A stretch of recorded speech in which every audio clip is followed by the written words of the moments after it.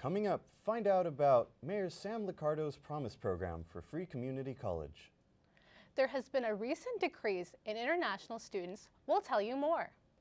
And learn more about Trump's proposed budget cuts. Update News starts now. From the School of Journalism and Mass Communications at San Jose State University, your source for what's happening with a fresh perspective on today's issues. You're watching Update News. Hello and welcome to Update News. I'm Aruba Cosme. And I'm Abraham Escalante.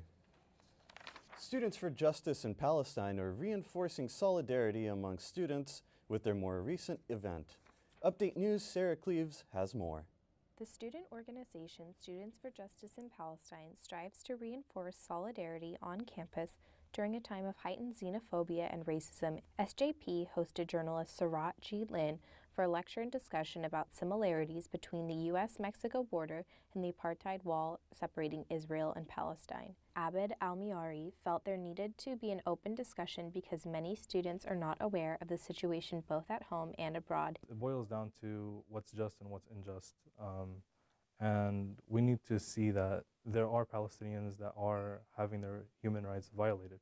An Israeli company, Elbit Systems, is profiting from the security systems in place at both locations. Lin explained one part of the problem is that the economics between public and private partnership guarantees a flow of profits to Elbit that keep fueling injustices. The racism that is behind the economic motives is even more shocking. The very notion of birthright has been totally, turned upside down. Lin hopes that students at SJSU will strive to learn more about the issue at the center of Monday's discussion. Spencer Kinsey wanted to attend the event to help keep himself informed on both sides of the argument. Because it's not just one-sided. What's happening in America, also what's happening in Israel and Palestine. Lin encouraged students to learn more about the human rights violations occurring in Palestine and said that the San Jose Peace and Justice Center always has programming to get those involved in helping those in need. On campus, I'm Sarah Cleavis for Update News. Surveys show that fewer international students are applying to American colleges due to the new administrative policies of Donald Trump. SJSU's International House explores ways to ease fear and make foreign students feel comfortable. Mercedes Martinez has more on this. According to the daily podcast from the New York Times with Michael Barbaro, there has been a nearly 40% decrease in applications to U.S. colleges from foreign countries. The survey states that such decrease could be due to the Trump effect fear. Director of SJSU International House, Leanne Cherkasky, says that they received emails from foreign students concerning their safety. So what we do is that we would find somebody else who's from their country, their area, their region, whatever it is, as much as we could, and try and connect them so that they could answer questions. Cherkasky also mentions that despite the challenges, San Jose State faculty is making every effort they can do to communicate with foreign students and ensure them that their talents and intellect are valued and wanted. Foreign exchange students share their own feelings about the present situation. Going on right now in the United States is kind of frightening for many people coming from other countries, because it is kind of frightening for me too. Students have created a video call to our future international students in an effort to dispel fears and encourage skeptical applicants in feeling confident about coming to the U.S. for education. Tom Ning from Hong Kong shares his experience of living in SJSU's International House. Living here gives me a lot of security, and I feel secure living here. I feel like I can have my guard down. Open communications between students coming from different countries and cultures is the secret to fostering a nourishing and safe student environment. This is Mercedes Martinez reporting on campus with Update News. And now we have Omar Perez with an interview with San Jose's Mayor Sam Liccardo. I had the opportunity to sit down to talk to Mayor Liccardo about his Promise program. Here's what he had to say.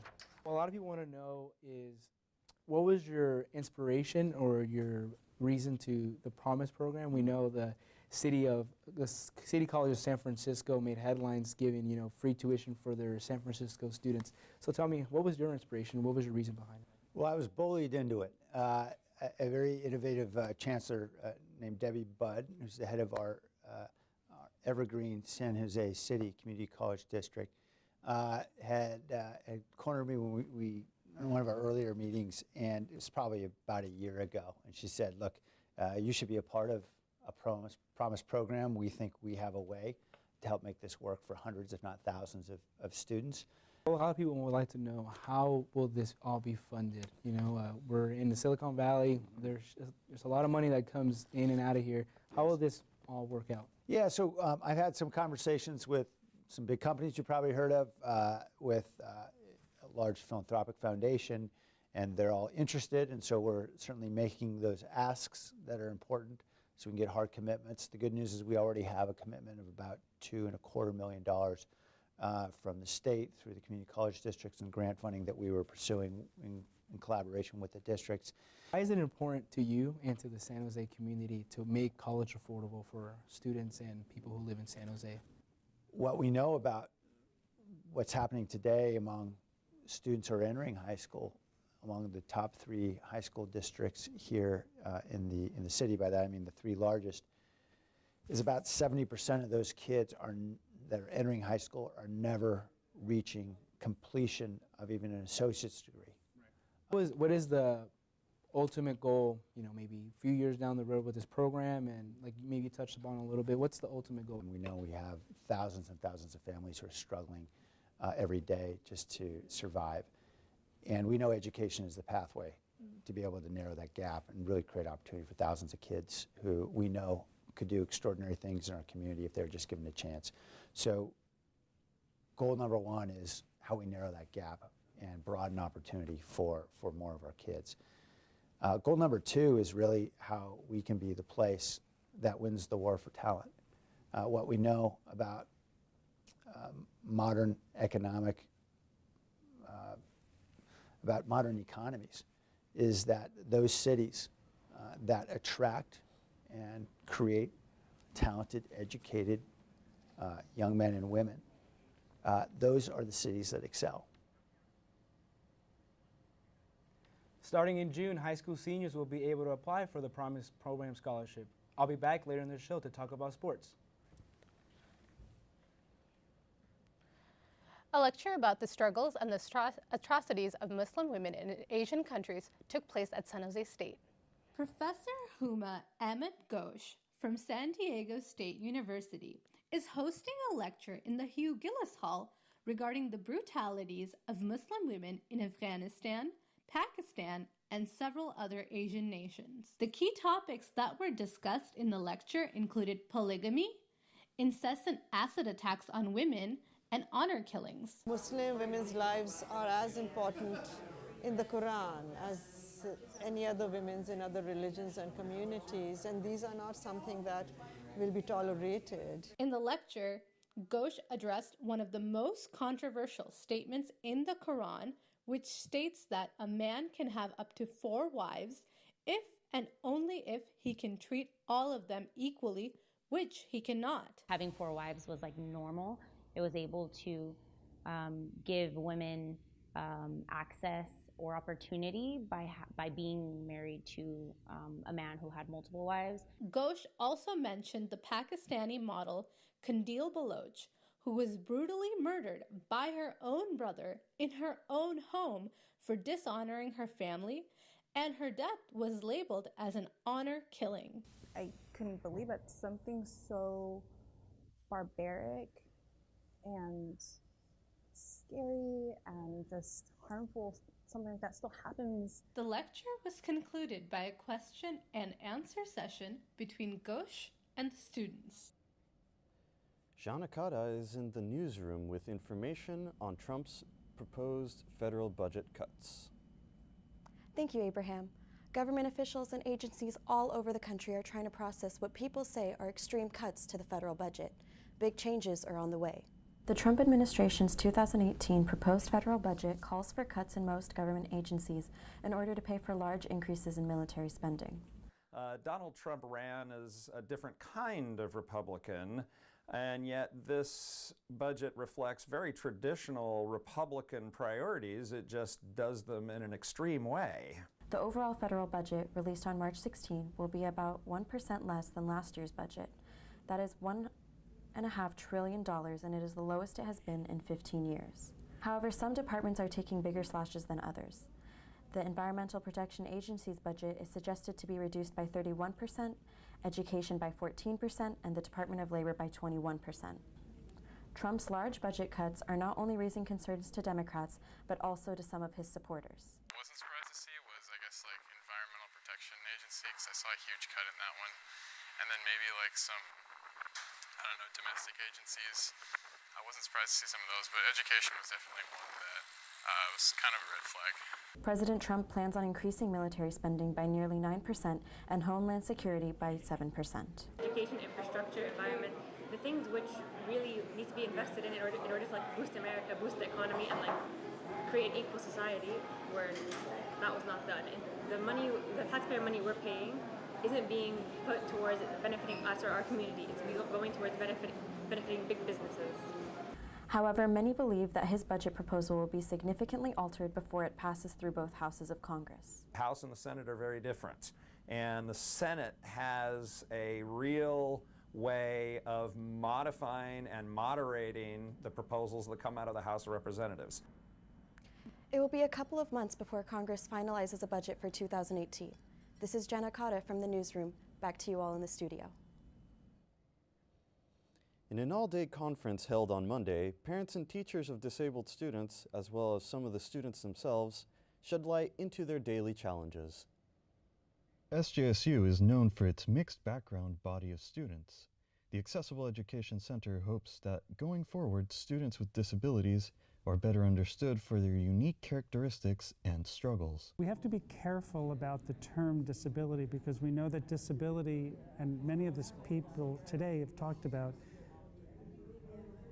simply being classified as something could lead to then that you are different from the rest of us on every dimension possible. The term disability is broad and covers many levels of severity. Challenges that include stutters, visual impairment, and mobility difficulties. Introduce faculty, students, staff members, anybody that's part of the San Jose State community to individuals with disabilities, what some of their characteristics are, what some of their challenges might be. It is estimated that between 11 and 12% of the student population has a medically verifiable disability. The Accessible Education Center at any given time oversees 1,200 to 1,300 students. There is also a very large portion that isn't, for whatever reason. Some students might not know that we exist. Some students, even though it's 2017, some students still attach a stigma to utilizing services. Coming up, we have Sarah Clevis in A&E. The Associated Student election kicked off this past week. And find out how our own South Bay Pulse worked with CineQuest.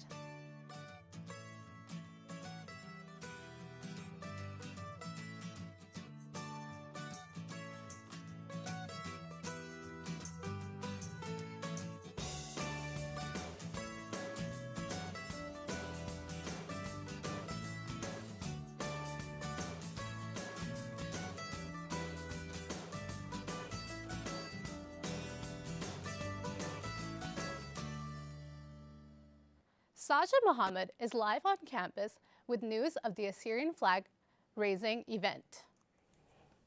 At City Hall, a Assyrian flag was raised among the California and San Jose flags. The Assyrian flag was raised in honor of the Assyrian New Year, which marks the 6,767th year on their calendar. San Jose Mayor Sam Liccardo was in attendance and gave a speech about acceptance and the honor the city of San Jose held for hosting the event in City Hall. President of Assyrian Association in San Jose, Rochelle Yusufian, was also in attendance and commended the city for hosting the event for the 4th year in a row and gave a brief history of Assyrian culture. City of San Jose is also a cradle of civilization for the 21st century. We see that very close relationship, and we are proud to have this Assyrian flag raising ceremony here at the City of San Jose. Mariam Shamalta, a host of the Assyrian National Broadcast Channel in San Jose, explains how the new year in Assyrian history ties in with the spring equinox. Assyrian New Year celebrations were gifted to the world from the Assyrians. The spring equinox and renewal of the world was found in ancient Mesopotamia, and today we see other nations are celebrating it along with us. In ancient Mesopotamia, the spring equinox signaled the start of new life and would be celebrated for up to 12 days. Shamalta and Yusufian are happy that their flag will fly in San Jose for even a fraction of that time. With a successful turnout this year, the Assyrians are hoping for a similar one next year. Live from the Update Desk, this is Saja Muhammad. Now back to you. San Jose State University's associate students held a 2017 to 2018 Board of Directors election kickoff event at the Student Union's meeting room. Starting the whole election campaign, which will be ended on April 26th, Dewey Nguyen has more on this. The 2017-2018 Board of Directors election kickoff event happened at the Student Union on March 21st. It's the first event of the whole election campaign. This event happened 1 week after the official candidate list had been released. Ideally, it's just the first event of the election season, hoping to get people interested in the elections as well as the overall voting, and they have a chance to meet their candidates. It's really great to see all the candidates out here and to see students who are interested in all of this come out and learn about the candidates, because essentially these are students who are going to be representing them at the end of the day. 35 out of 40 candidates running for 16 different positions on the board gave speeches, shake hands, and let the students who attended the event know and vote for them. Toan Nguyen is running for the position of Director of Intercultural Affairs. I think this is a good opportunity for me to learn to develop more about the social skill and public speaking, and the way that I want to convey my message and how I present myself is good because I want to represent the student voice. Following the election kickoff event, the voter information guide will be released on March 27th, supporting the voting process, which begins on April 10th. This is Dewey Nguyen for Update News. Based on a Californian legislation, the accelerated degree has been designed in order to help CSU students graduate faster. By receiving $35 million, all campuses of the CSU system are required to move up the graduation rate this year as part of the Accelerated Degree Completion Program. San Jose State particularly receives $2 million. Basically, this is the program which offers several summer classes to the students who cannot graduate on time because of 1 or 2 classes. The eligible students to take part in the program will not have to pay for the tuition fee for that particular class, since the class fee is completely covered by the program. The program requires the applicants not to finish their study at the end of the spring 2017, that either started fall 15 as transfer students or started fall 13 as freshmen. And the program will only successfully operated if summer classes are available. The 5 colleges and departments that are mainly targeted are Justice Studies, Child and Adolescent Development, Journalism, Psychology, and Business. The CSU also needs a much more longer-term investment. So in order to make systemic and permanent changes so that we can move a large number of students to be able to graduate in 4 years. However, the program is facing major challenge is to find students due to the fact that San Jose does not have the technology yet. And now we have Sarah with A&E. Well, there's a lot going on in A&E, so let's begin. The city of San Jose is taking steps to help people survive the expensive lifestyle in the Silicon Valley. A new San Jose law that was approved requires businesses with 36 or more employees to now offer in writing extra hours to existing part-time employees before hiring new staff. With the rising cost of rent in Silicon Valley, the goal of the new law is to improve the living conditions for many struggling low-wage earners. It gives existing part-time employees access to extra hours to boost their paychecks. South Bay Pulse provides SJSU journalism students with hands-on experiences like filming, video editing, recording, and interviewing film professionals. This is the 3rd time that South Bay Pulse, an on-campus digital magazine, covered CineQuest. This year, the student production team had the opportunity to broadcast 3 live streams on 1 multi-camera live taping. Second year to produce a talk show in conjunction with CineQuest, so that also gives students an opportunity to go do a different type of television journalism that they wouldn't normally get in our program. Professor Waters also mentions that technical programs while using new equipment and producing live events are inevitable. However, such challenges to force students to think quickly on their feet and come up with quick solutions. After more than a decade, KSJS once again has a news segment, a program titled SJSU This Week. It spans local, international, university-specific news, but it has something to do that might effectively direct It spans like national, local, international, university-specific news, but it has to be something that might directly relate to San Jose State. I saw how uninformed people were in regards to just stuff on campus, and then, you know, just talking to people, and like you'll want to talk to them about something, you know, politics related, news related, and they don't know what you're talking about. The 30-minute segment airs Fridays at 6 p.m., and that does it for Arts and Entertainment. Thanks, Dara. That sounds fun.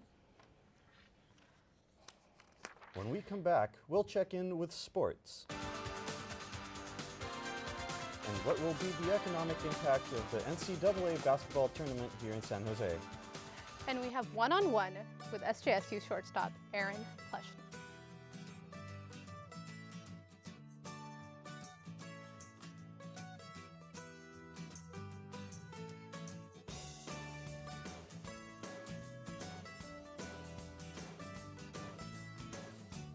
The camera's wrong.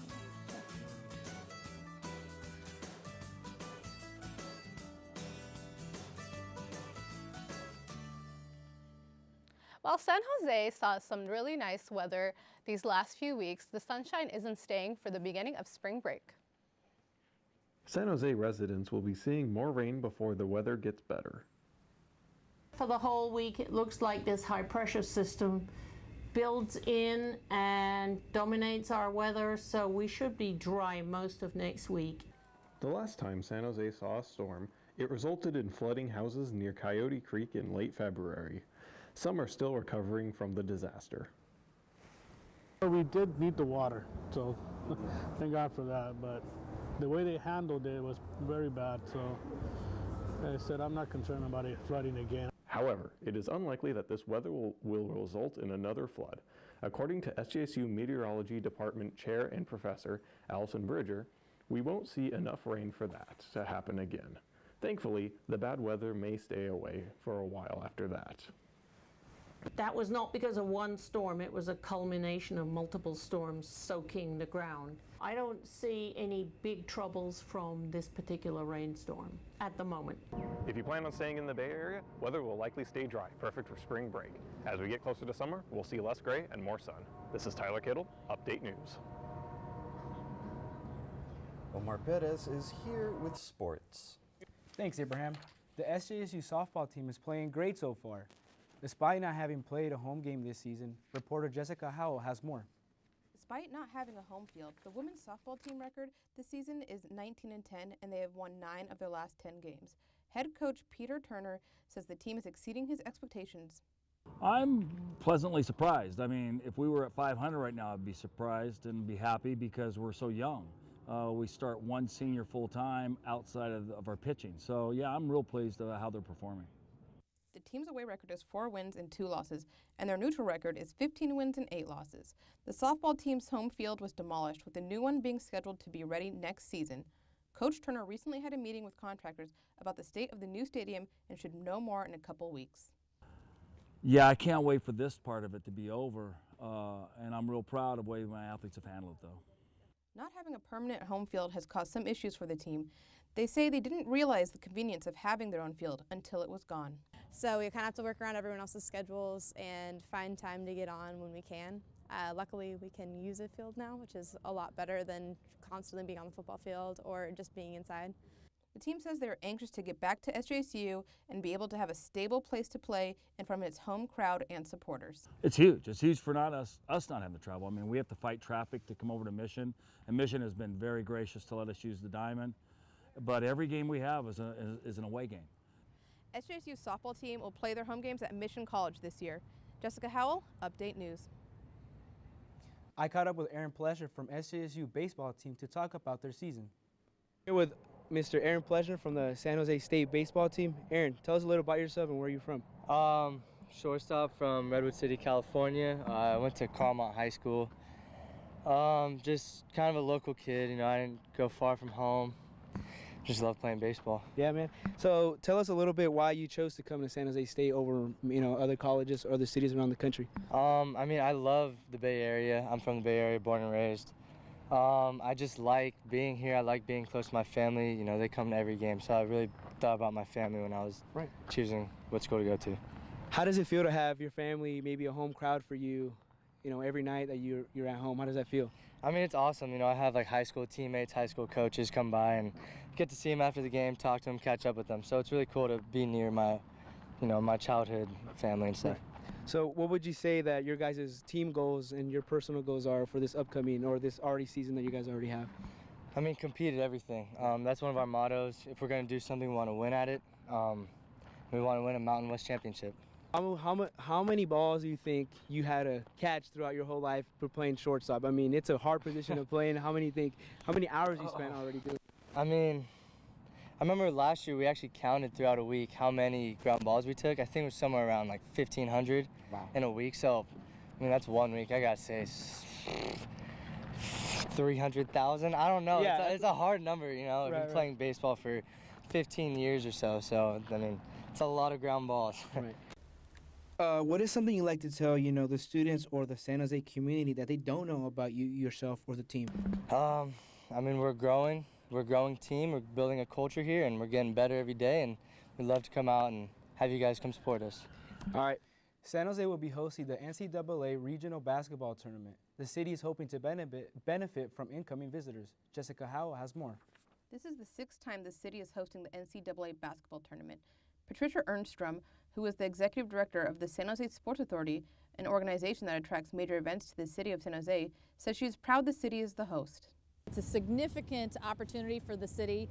All NCAA basketball is great. Sometimes we've had 8 teams, sometimes we've had 4 teams. But where it is in the regional, in the cycle, is a great thing for our city. The estimate of revenue from the tournament is tens of millions of dollars being put into San Jose's economy from the locals and visitors that are coming from out of town. All teams, when they get to this round, their fans really travel. So you have a combination of people traveling in as well as the alumni that are regional and local who come out to support their team. The general manager of the Brit, a popular sports bar in downtown San Jose, says they are excited for the opportunity that this event gives them and have teamed up with West Virginia. For us, it's teaming up. It's creating a party zone for that team and that alumni. The West Virginia alumni is going to be a strong supporter of their team here in San Jose. San Jose Mayor Sam Liccardo says he's excited for the tournament to be in San Jose this year. It means a lot to me because I went to Georgetown. I was one of those kids who painted his face blue and went to all the games. So I'm fired up about it. Yeah, it's going to be big. Liccardo says it's going to be fantastic for the restaurants and hotels around downtown, and he is looking forward to the next big event in San Jose. So we just want to continue to be that place where amazing things happen.